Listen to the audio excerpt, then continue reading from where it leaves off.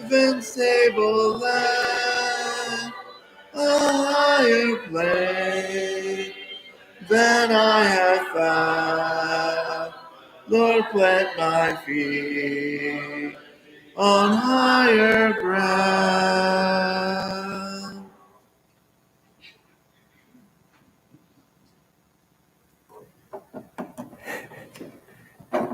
So we were studying through Luke, and then something's been on my mind lately, which reminded me of this lesson that actually I prepared about 9 years ago, but I have a little different perspective on it now. I think Sabrina would have been in middle school then, and so now that we've just had a wedding of our own, I want to return to this lesson and make some comparisons between our earthly weddings and another wedding story.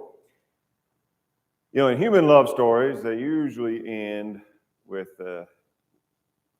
chapel chime bells ringing and a wedding, and then the doors open and they come out, and then it's happily ever after. You know, they drive away into the sunset, and we call that in life a fairy tale ending. Because sadly, as we know, it doesn't always, for people, end with the happily ever after. That's not guaranteed in this life, at least.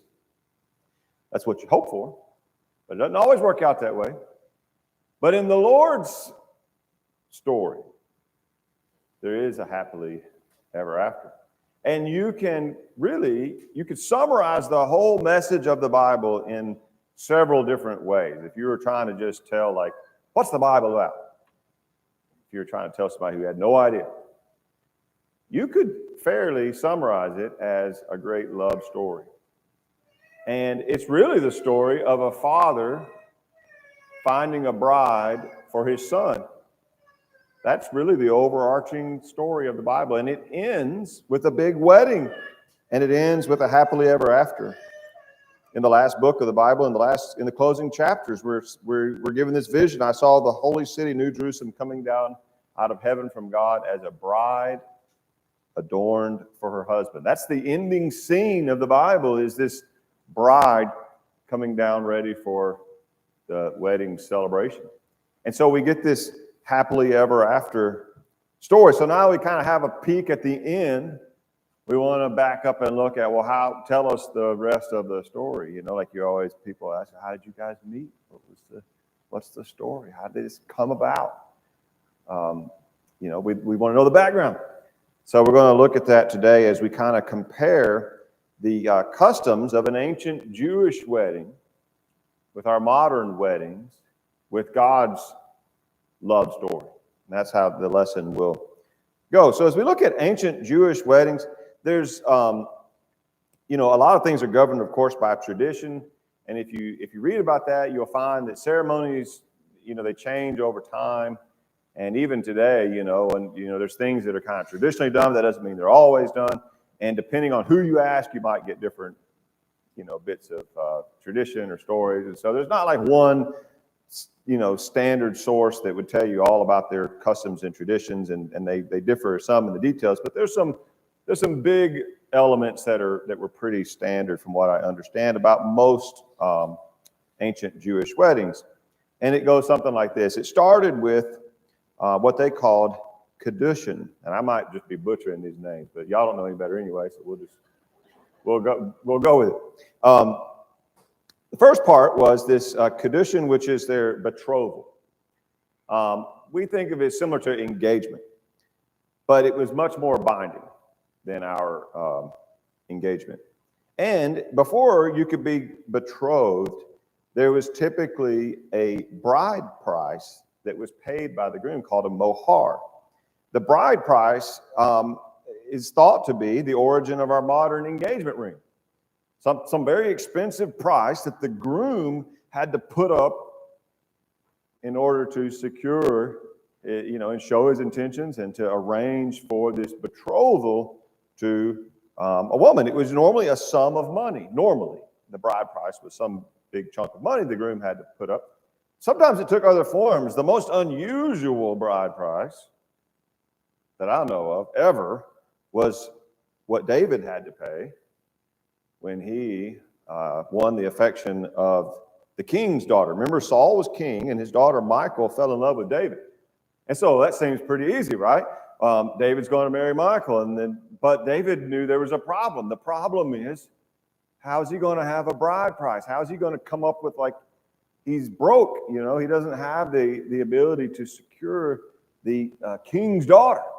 We see that in 1 Samuel 18. Saul commanded his servants, speak to David in private, say, behold, the king is delighted in you, and all his servants love you. Now, then become the king's son-in-law. Basically, he's saying, hey, you're welcome to have my daughter. Saul's servants told David, and David said, does it seem to you a little thing to become the king's son-in-law? Since I'm a poor man, he has no standing, and he didn't even have the money for a bride price. So Saul uses this to set a trap. Saul says, say this to David, the king desires no bride price except 100 foreskins of the Philistines, that he may be avenged of the king's enemies. Now Saul thought to make David fall, but so this turns out to be a very underhanded scheme by Saul to actually get rid of David. He dangles his daughter out there as the prize. He says, you know, you're welcome to marry her, knowing that David has no way to provide this bride price, it seems. And so then when David says, well, you know, I don't have anything to offer for the bride, he says, well, then you can just bring me 100 Philistines foreskins, which would be basically proof that you'd killed 100 men, essentially. And he figures, what's the odds of that? You know, probably David's going to die trying to do this. But in fact, David shows up with 200 and, you know, wins the hand of the king's daughter. But that just is an example of this concept of the bride price, the mohar. And all of that was to set in motion this betrothal. Betrothals, as I say, were very binding. And they were later replaced with a contract. Now, I've got some pictures of kind of modern Orthodox Jews going about this wedding business. And so they would have a contract. We might think of this as sort of a prenuptial agreement, although it's not exactly the same. But when you were betrothed, now it is something that is written and is a binding arrangement. You might recall that Joseph and Mary, the parents, the earthly parents at least, of Jesus, were betrothed, and they had not yet been together as husband and wife. They had not consummated the marriage. So it was normal that you would be betrothed for some period of time, and then there would be the wedding ceremony, at which point the wedding is consummated, and then you start to live together. So between the betrothal and the wedding, the bride would remain in her father's house and would still live at home, and she was just basically taken. She was spoken for. In fact, kind of contractually, it was already a done deal. It was just there was some period of time before it was time for the actual wedding celebration. And so it's similar but different. You know, you can see the similarities to our customs, like there are some similarities, but it's not exactly the same. The second part of all this was called the huppah. Now, huppah is when it comes time for the actual celebration. Now it's time, so the engagement, the betrothal period has, you know, run its course, and now the groom is ready and the bride is ready, so it's time for the big day. The huppah was the ceremony itself. The word huppah means canopy. And originally, it was a room or a tent that the groom would put up for the bride. So he prepares this tent or this room, the huppah, and it's thought that originally, if you think back to, do you remember when Abraham was finding a wife for his son Isaac, that his servant went and found a woman and brought her back? And then it said he took her into his mother's tent and made her his wife. So that's sort of where the marriage becomes consummated. You go into this tent, and that was the wedding tent. And so that was later it became kind of like what you see here, just a canopy that was used for the official ceremony. And the tradition is that the groom enters the huppah first, and then the bride enters the tent, and that's where this wedding takes place, or the marriage takes place. And it is thought that this is where the tradition of weddings taking place under an arch or a arbor kind of thing might that whole idea might trace back to this very thing, which is interesting. Even at Sabrina's wedding, there was like a thing there. It's kind of always somewhere around. Even at mine and Sarah's, there was like this arch. And it's just funny how you have like this urge, like, so we're having a wedding, we got to have a thing, but you don't even know why, right? There's got to be something there to stand under. But it might very well be that whole thought goes all the way back to these ancient traditions that have just, stayed with us in our traditions and customs now all the way down through the years. Now, an interesting thing about this is, before this moment, when the day came, so the bride's at her house, the big day is coming, the groom and a big party, including her bridesmaids, would go to the bride's house and get her. And then there would be a big procession. A wedding party would lead the bride from her house. She would have her maidens, and I don't know why these kids are like falling on the ground, and one of them looks like he's doing cartwheels, and I don't know if they're celebrating or just being in the way. But back there's a bride and groom in this picture, and they're playing music and they're celebrating. So it's a big deal. The groom shows up and he goes and he gets the bride and he escorts her to the huppah, to the place where it's going to take place, and then you're going to have the big wedding ceremony. And then apparently this reception, the celebration would last for up to 7 days, would be normal. And there is some disagreement about whether the marriage is consummated on the beginning of that 7 days or whether it was consummated at the end of that 7 days. Probably just depends on who you ask or what the tradition was. But there was a week of celebrating. That's probably the kind of event that Jesus' mother was at when they ran out of wine, if you remember, in the early part of John. So it was a big, long celebration and all the family there. And during this time, the newlyweds are sort of treated like a king and a queen over this celebration, which again kind of shows up in our traditions and how receptions are typically done. Like even, at Sabrina's, there's like a table for the bride and the groom, and they kind of sit, and it's almost like they have their court and they have their thing, and that's a pretty typical way that's done.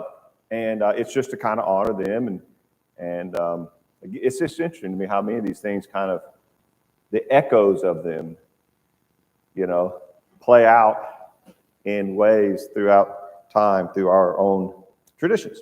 Now, with all that in mind, then they go live happily ever after. Hopefully, let's talk about how this applies even more to the Bible story. So first of all, we know from the scriptures that when I say that the Bible story could be summarized as a big wedding story, as a father finding a bride for his son, that's biblical. I mean, Paul tells us this when he's going all the way back to the beginning and quoting from Genesis chapter 2. Therefore, a man shall leave his father and mother and hold fast to his wife. The two shall become one flesh. Paul says after that in Ephesians 5, the mystery is profound. And I'm saying that it refers to Christ and the church. So in the garden, God made man, started with man. Then man doesn't have a bride. He doesn't have a companion. And God prepares a bride, makes a bride for her, escorts the bride to the man. So he's found him a wife, brings the wife to her. The two are joined together. And Paul says, I'm telling you something. There's something more going on here that meets the eye. There's something more than just Adam and Eve in the beginning of the human race. This is pointing at Christ and the church.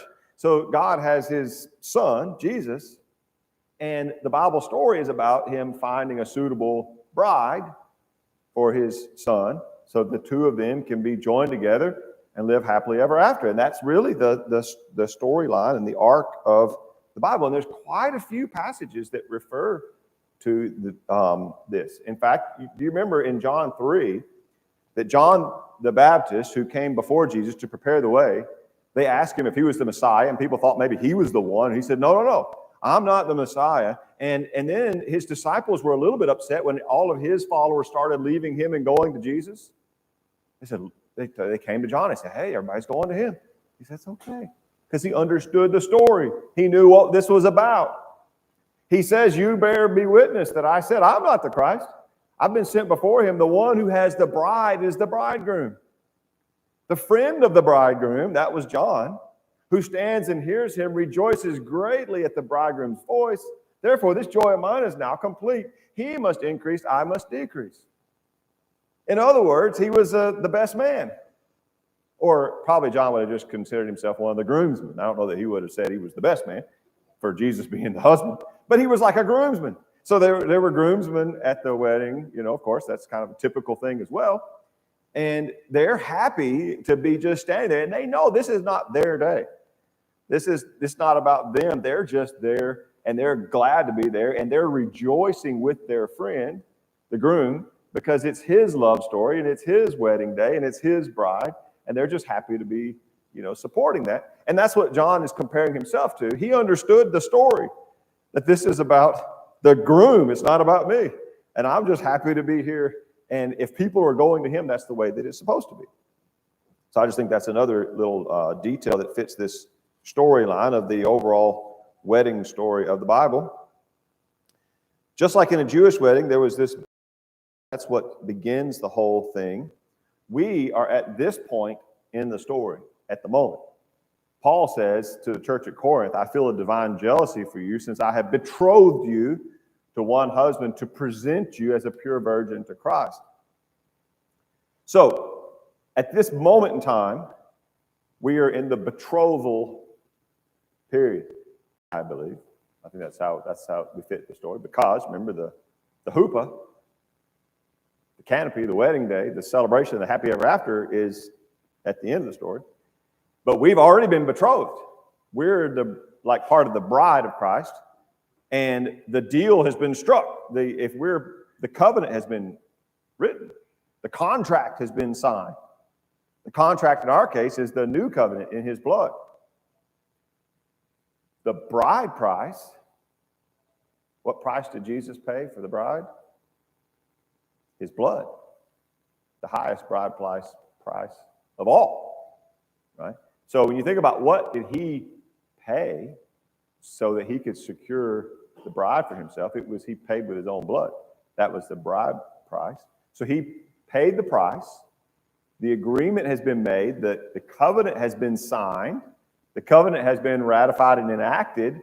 And now the bride is here waiting for the groom to arrive.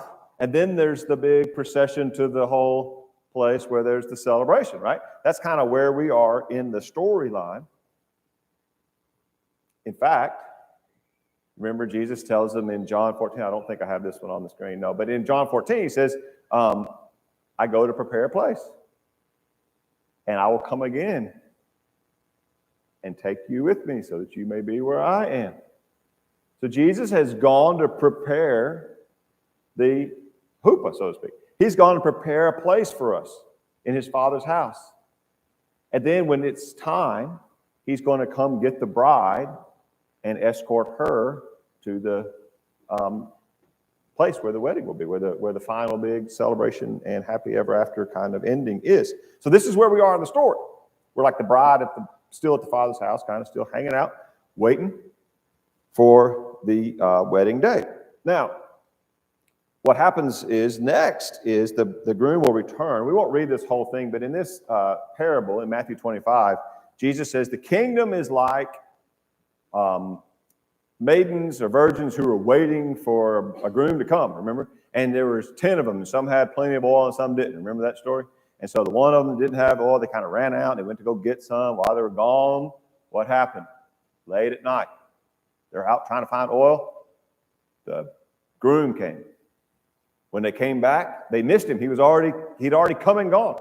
See, when you understand the Jewish tradition, you know that what's happening here is he showed up to get his bride, and now the party has gone through the town, and they've arrived at the place for the wedding. Meanwhile, those virgins who hadn't planned and prepared, they come back, and they're like, oh, no. And they run over there, and the wedding celebration was already going on, and they're on the outside, and they missed out.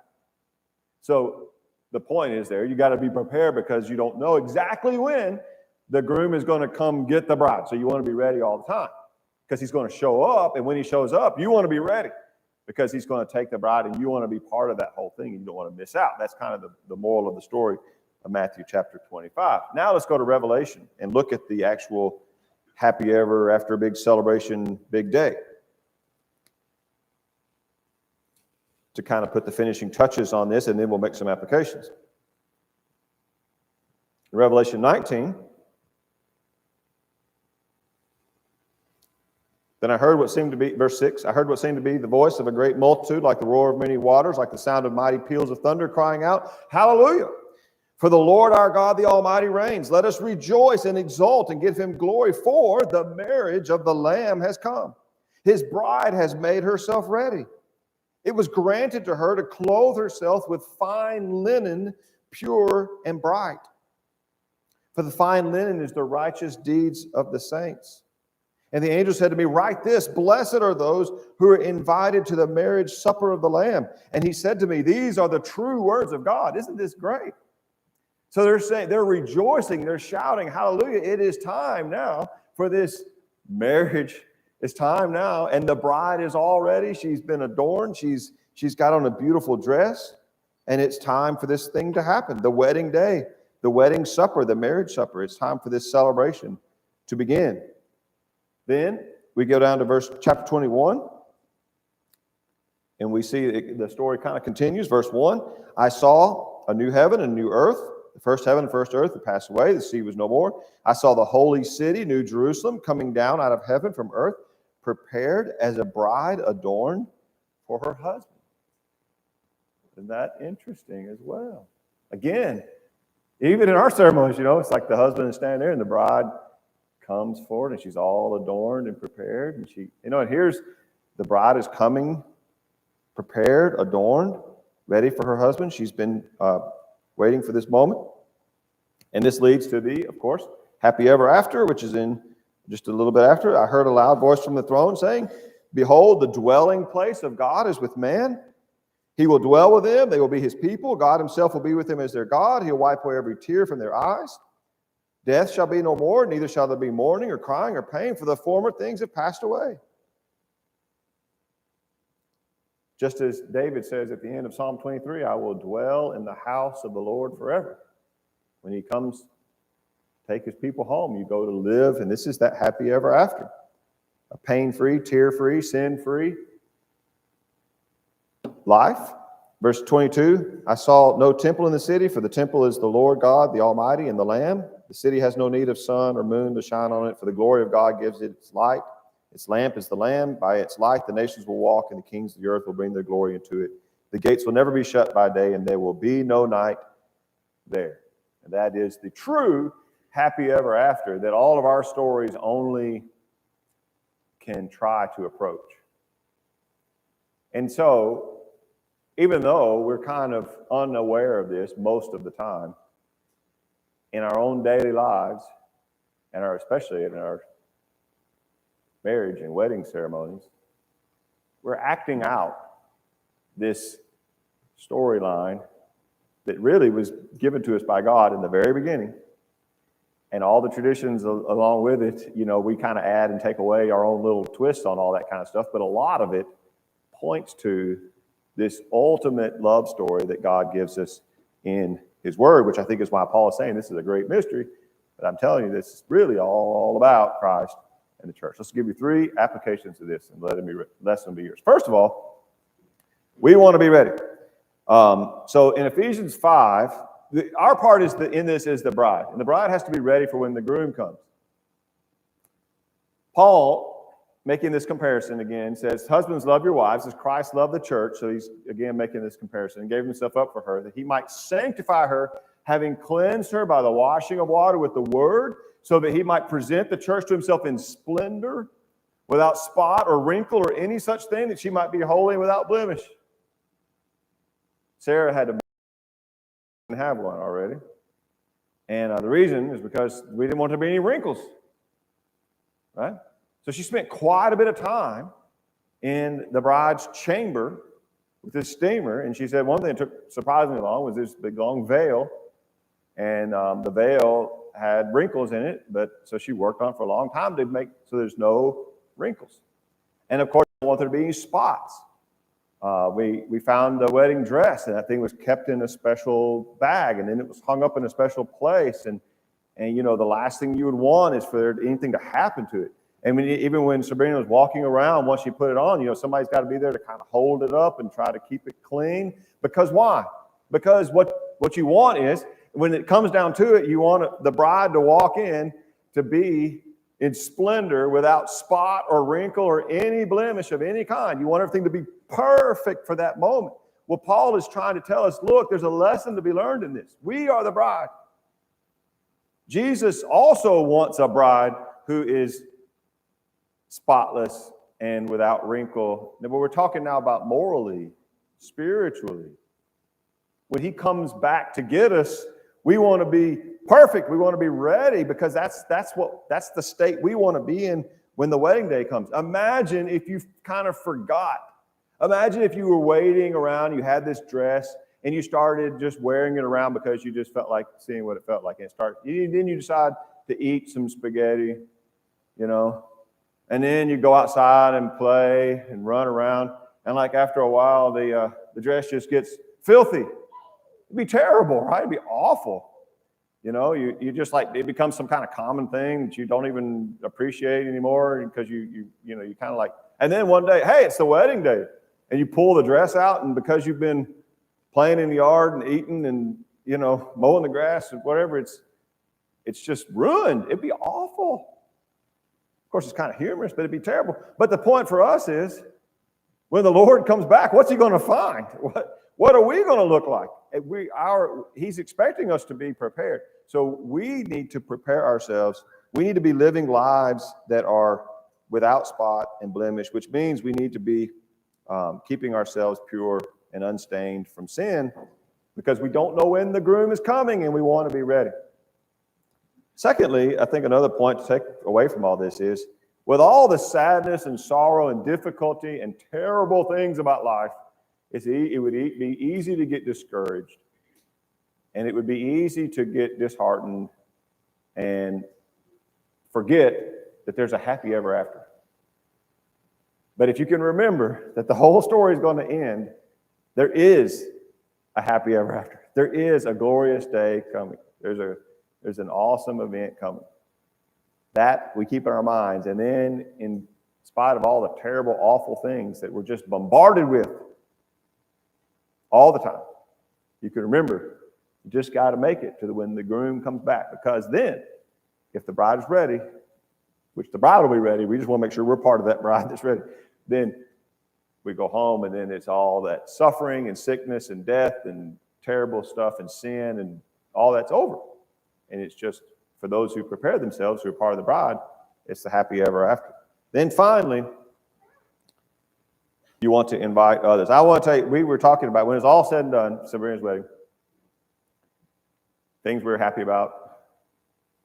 Probably the only regret I've got about the whole business is I wish we could have had more people there. We were just sitting and talking about who all we wish we could have included. And you sit down and you try to figure out, well, how many people are going to have at this thing? And then it's like, well, how many people do we know? And how many people, has Sabrina known? And how many family do we have?